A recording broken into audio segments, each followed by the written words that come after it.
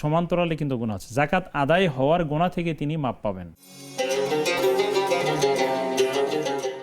তিনি সোনালী ব্যাংকের নামই বলেছেন, সেখানে ৮ লক্ষ টাকা তার সঞ্চয় কেনা আছে, এখান থেকে যে লভ্যাংশ পান সেটি তার জন্য বৈধ কিনা। এবং আমরা যতটা জানি সোনালী ব্যাংকের কার্যক্রমগুলোই মূলত সুদ দিয়ে শুরু হয়ে থাকে বলে থাকেন। অপরদিকে তিনি এটাও বলেছেন যে তিনি এই টাকাটার জাকাতও দিচ্ছেন। দুটো আসলে আলাদা আলাদা প্রশ্ন, আপনি যদি একই সাথে বলেন। চমৎকার বিষয় হচ্ছে, যেহেতু উনি ইসলামিক ব্যাংকিং কোনো পদ্ধতিতে জমা দেননি, সুতরাং কনভেনশনাল ব্যাংকগুলো যারা বলে যে না ইসলামিক পদ্ধতি আমাদের নেই, এমন যে কোনো ব্যাংকে টাকা জমা রেখে সেই টাকা থেকে পাওয়া প্রফিট বা ইন্টারেস্ট এটা সম্পূর্ণরূপেই সুদ হিসেবেই গণ্য হবে। এটি সুদ, সুতরাং সুদের টাকা উনি গ্রহণ করা কোনোভাবেই বৈধ হতে পারে না শরীয়তের দৃষ্টিকোণ। এখন উনি এই টাকা জাকাত আদায় করে দেন।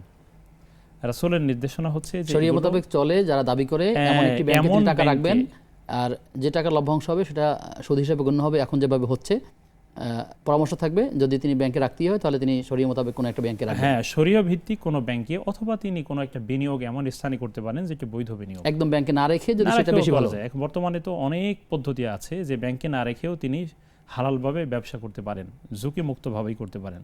সুতরাং এই বেশি নগদ সুদের মাধ্যমে বেশি পাওয়ার চেয়ে বৈধভাবে একটু কম পাওয়ার মধ্যে কল্যাণ রয়েছে।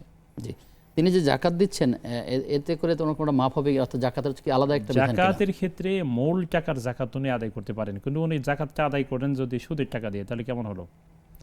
অর্থাৎ ওনার জাকাত আদায় হয়ে যাচ্ছে কিন্তু ওনার গুনাহ হচ্ছে, সমান্তরালে কিন্তু গুনাহ আছে। জাকাত আদায় হওয়ার গুনাহ থেকে তিনি মাপ পাবেন। কিন্তু যেমন ধরুন যে ৮ লক্ষ টাকা রেখেছেন, এখান থেকে যে প্রফিটটা তিনি হবে লভ্যাংশটা, এই টাকা দিয়ে যদি তিনি জাকাত দেওয়ার চেষ্টা করেন তাহলে একটা হারাম উপার্জিত সম্পদ এবং সে সওয়াবের নিয়তে খরচ করতে পারেন কিনা? দেখুন, এই সম্পদের মালিকানা কিন্তু তার, উনি কিন্তু এই সম্পদের মালিক, হয়তো অবৈধভাবে তিনি উপার্জন করেছেন। অর্থাৎ অবৈধভাবে উপার্জিত এই লভ্যাংশটা বলছি। হ্যাঁ, সেটাই বলছি যে এই লভ্যাংশটা তো উনি নিয়ম হচ্ছে যে এগুলো একবারে মানবতার কল্যাণে দিয়ে দিবেন সওয়াব পাওয়ার নিয়ত ছাড়া। তো এখন উনি যেহেতু এটার মালিক উনি হয়েছেন যে পদ্ধতিতেই হোক, সুতরাং ওনার জাকাত আদায় হবে কিন্তু উনি গুনাহগার হবেন, গুনাহগার হবে। তো লাভ হলো না তো ওনার, অর্থাৎ গুনাহ হলো আবার জাকাত আদায় হলো, প্লাস মাইনাসে মাইনাস হয়ে যাবে, মানে ওনার আলটিমেট কিছু আর থাকে না।